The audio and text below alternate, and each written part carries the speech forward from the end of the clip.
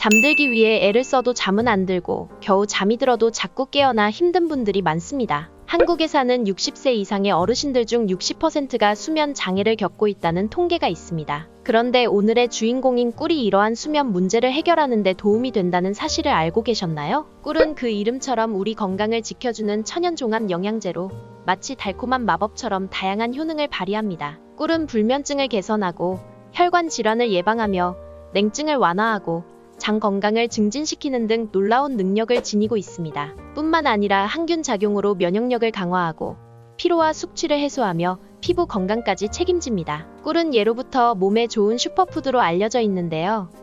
이러한 꿀을 어떻게 먹으면 더욱 효과적으로 꿀의 건강 효과를 누릴 수 있는지, 그리고 어떤 음식과 함께 먹으면 좋은지에 대해 자세히 알아보겠습니다. 먼저 꿀이 왜 이렇게 건강에 좋은지 살펴보겠습니다. 꿀은 단순한 단맛을 내는 식품이 아니라 강력한 영양제입니다. 꿀에는 다양한 비타민, 미네랄, 항산화 물질이 풍부하게 들어있어서 체력을 강화하고 세포를 회복시켜주는데 큰 도움이 됩니다. 고대 로마의 박물학자 플리니우스는 꿀을 매일 섭취하는 마을에는 100세 이상 장수하는 사람이 많았다고 기록했는데요.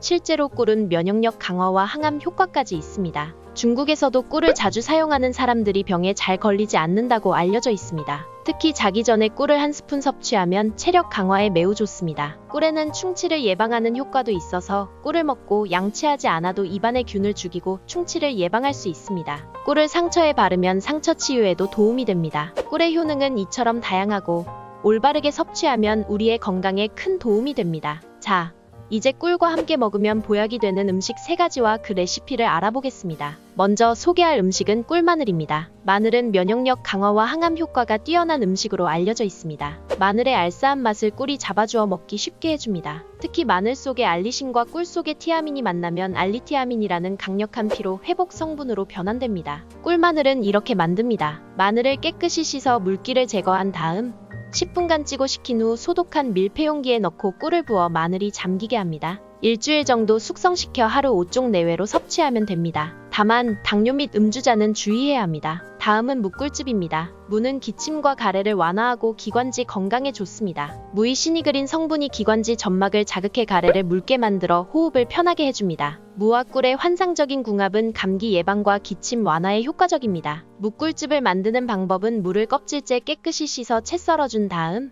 열탕 소독한 병에 넣고 꿀을 부어 무가 잠길 만큼 꿀을 붓습니다. 일주일 정도 냉장고에서 숙성시키고 하루 3번, 한 티스푼씩 섭취하면 됩니다. 마지막으로 소개할 음식은 허니 진저 라떼입니다. 생강과 계피, 꿀이 들어간 이 음료는 혈액순환을 촉진하고 골다공증 예방과 불면증 해소에 도움을 줍니다. 특히 관절염 완화에도 효과적입니다. 허니 진저 라떼는 이렇게 만듭니다. 우유 200ml를 전자레인지에 1분 30초 데운 후 생강청 한두 큰술과 꿀 한 큰술을 넣고 계피 가루를 뿌리면 완성입니다. 아침에 섭취하는 것이 효과적입니다. 이 음료는 따뜻하게 몸을 데워주고 특히 겨울철에 좋습니다. 이제 꿀을 섭취할 때 주의해야 할 사항을 알아보겠습니다. 먼저 꿀을 먹을 때 다른 단 음료나 음식을 피하는 것이 좋습니다. 꿀은 당분이 많지만 다른 단 음료와 달리 혈당을 급격하게 올리지 않습니다. 그렇지만 꿀 외에 다른 당분을 많이 섭취하면 건강에 해로울 수 있습니다. 또한 꿀을 먹을 때는 알루미늄 스푼 대신 나무나 플라스틱 스푼을 사용하는 것이 좋습니다. 알루미늄 스푼은 꿀의 성분을 변질시킬 수 있습니다. 꿀은 자기 전에 1시간 전